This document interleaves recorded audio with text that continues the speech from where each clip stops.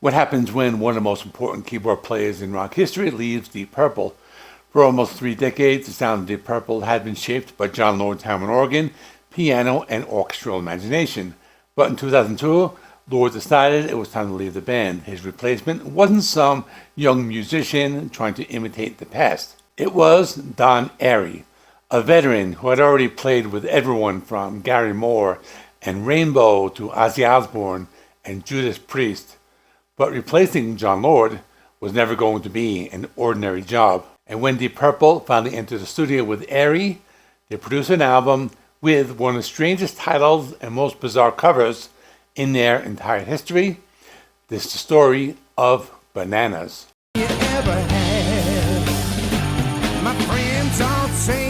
By the beginning of the 2000s, Deep Purple had already gone through another major transformation. Ritchie Blackmore was long gone. Steve Morse had established himself as the band's guitarist, and the Mark VII lineup had developed a chemistry of its own. Then came another enormous change. Jon Lord announced his departure in 2002. Lord wasn't just Deep Purple's keyboard player. He was one of the architects of the band's identity. His Hammond organ had been there on In Rock, Machine Head, Burn, Stormbringer, and virtually every important chapter of the band's history. So the question was obvious. Could Deep Purple still sound like Deep Purple without Jon Lord? The man chosen to answer that question was Don Airey. Airey was hardly an outsider. His resume was enormous. And he already had a history with Deep Purple. He had temporarily filled in for Lord during earlier periods when Lord was unavailable. But now he wasn't filling in, he was joining the band, and that distinction mattered. Airey had no interest in simply becoming the new Jon Lord. Instead, he brought his own personality to the instrument.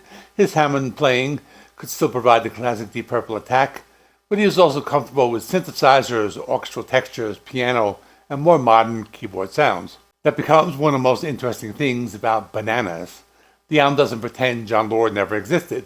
Instead, it sounds like a band moving forward without him. And that transition happened surprisingly quickly.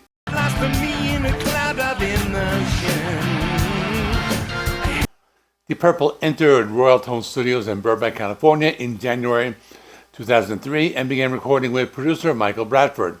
The sessions would produce the band's 17th studio album. The lineup was now Ian Gillan, Steve Morse, Roger Glover, Ian Pace, and Don Airey. For the first time, Airey was a full member of Deep Purple on a studio album. Songwriting was also more democratic than the band's classic era mythology might suggest. Gillan, Glover, Pace, Morse, and Airey all contributed to the new material. And interestingly, Jon Lord's presence hadn't completely disappeared.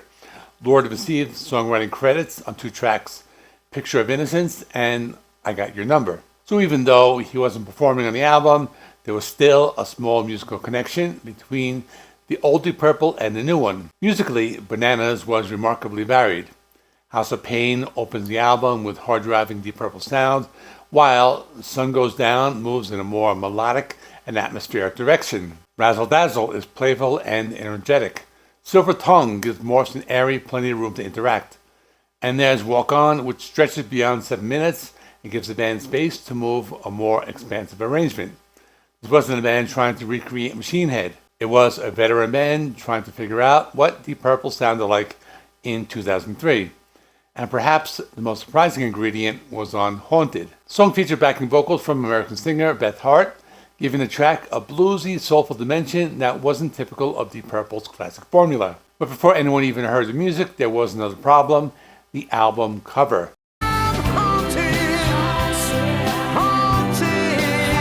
Let's be honest, Bananas is not exactly the title you expect from Deep Purple. In Rock, Machine Head, Perfect Strangers, The Battle Rages On, and then Bananas. But there was actually a story behind it. Several years before the album was recorded, the band was traveling in Australia. Roger Glover later explained that he and Ian Gillan had been looking through a Sunday newspaper when they came across a photograph from Vietnam. The photograph showed a man transporting a huge load of bananas on a bicycle. Glover immediately thought it would make a great album cover. Gillan agreed, and the idea has stayed with them for years. Eventually, the photograph became the inspiration for the album's title. But the meaning went deeper than simply saying, We're crazy, so let's call the album Bananas. Gillan later explained the image made him think about exploitation, commerce, and where those bananas would eventually end up. In other words, the title was deliberately open to interpretation. The final cover photograph was taken by Deep Purple's manager, Bruce Payne, while the artwork and design were handled by Ioannis. The result was certainly memorable. Whether you loved it or hated it, you weren't going to confuse Bananas with another Deep Purple album. The problem was that many fans judged the album before they heard it, and some people still do.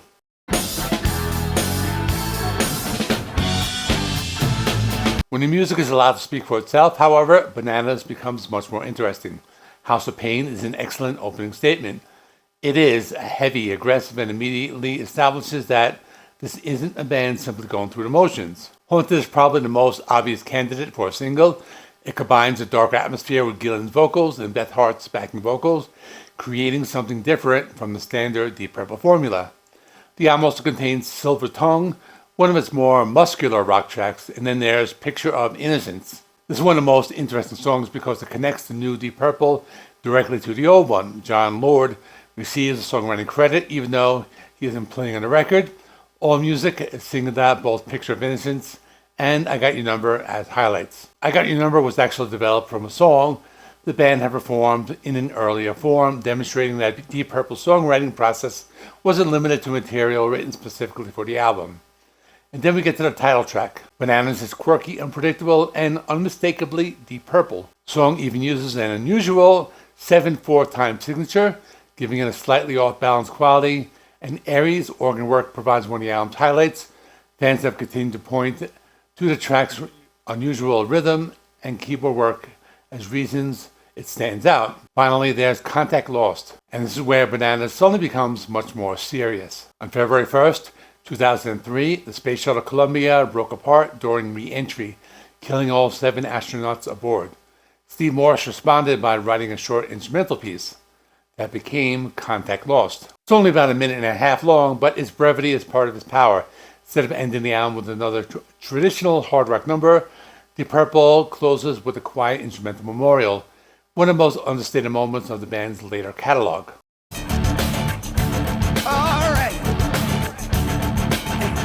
Bananas was released in 2003 when Haunted selected as the album's main single in Europe. It was released on September 22nd, 2003. But Deep Purple were no longer operating in commercial environment of the 1970s. There was no MTV explosion waiting for them. There was no guarantee that radio stations would embrace a new Deep Purple single. The band was now a legacy act, although that description doesn't really capture what was happening musically. They were simply touring the old hits. They were still writing new music and experimenting, and Bananas was proof of that.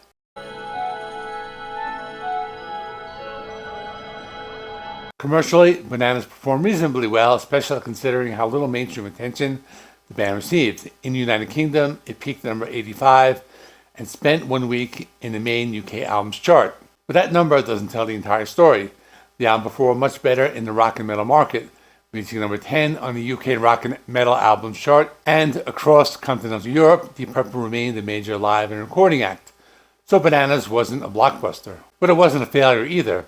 It was something more complicated. It was a successful continuation of Deep Purple's career at a time when the band's commercial relevance was very different from what it had been 3 decades earlier.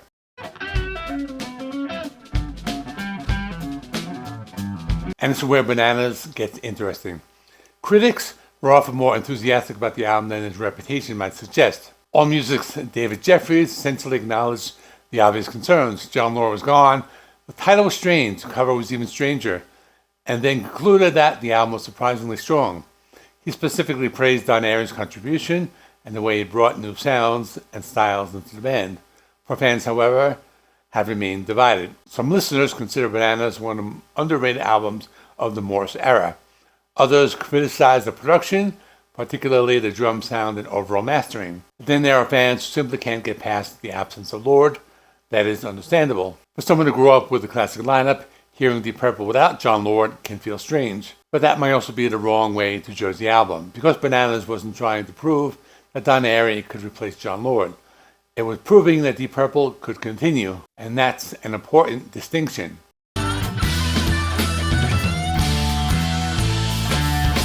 When you step back and look at Bananas in the context of Deep Purple's history, the album becomes much more significant. This was the first Deep Purple studio album without Jon Lord. It was the first to feature Don Airey. It brought together the established chemistry of Gillan, Glover, Pace, and Morse with a new keyboard player. It isn't a classic Deep Purple album in the traditional sense. It is a fascinating snapshot of a legendary band entering another chapter of its long and unpredictable history, and the story wasn't over. Because 2 years later, Deep Purple would return with another album. This time they were pushing even further into the sound they had begun developing on Bananas. The title would be Rapture of the Deep, and Bananas was about proving Deep Purple could still survive without Jon Lord. Rapture of the Deep would be about showing us what this new version of Deep Purple could actually become. That's where we'll pick up in the story next episode on the Deep Purple family tree. And before I go, as of this recording, supposedly Richie Blackmore is going to play live with Deep Purple tonight when they play in a show on Long Island at the Jones Beach Amphitheater, which is a place where Richie actually lives now. If you watched a previous video of mine, I talked about how Richie was unable to travel because of his health and his heart condition. So the fact that Deep Purple happened to be playing near his house, he decided to probably play one last time. Now, as this recording, it hasn't happened yet, but I'm waiting to see what happens. So if it does, hopefully there will be a YouTube video floating around. I can check it out. And if it does happen, I guess that will be an extra chapter at the end of the series. So that's all happening. Check out the playlist. There's still a lot more to talk about in the Deep Purple family tree. So thanks for watching. See you in the next one.